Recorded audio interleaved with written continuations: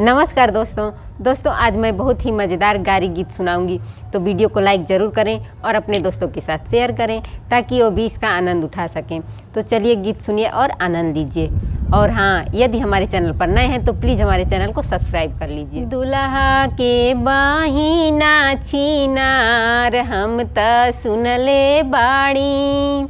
दुल्हा के बाहिना छिनार हम त सुनले बाड़ी, ललकी लिपस्टिक से ओठवा रंगले बाड़ी, ललकी लिपस्टिक से ओठवा रंगले बाड़ी, ओही पति न जानी के उतर रखले बाड़ी, ओही पति न जानी के उतर रखले बाड़ी, पुलिस दरोगा थानेदार उतर रखले बाड़ी,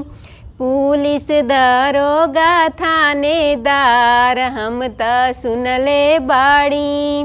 पुलिस दरोगा थानेदार हम त सुनले बाड़ी, समधी के बाहिना छिनार हम त सुनले बाड़ी, समधी के बाहिना छिनार हम त सुनले बाड़ी,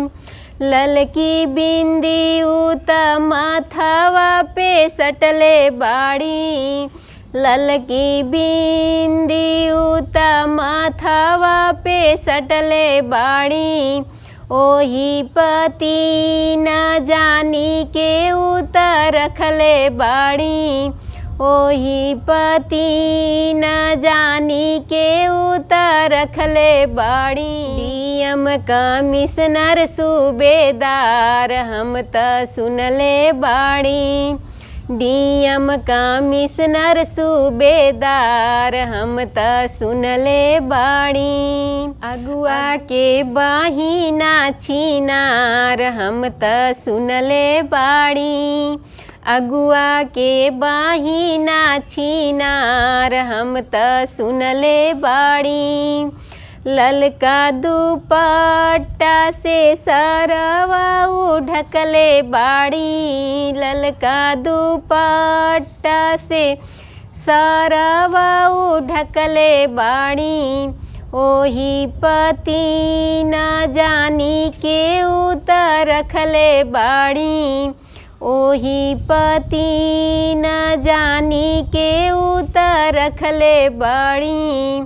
डॉक्टर वकील प्रधान हम त सुनले बाड़ी, डॉक्टर वकील प्रधान हम त सुनले बाड़ी,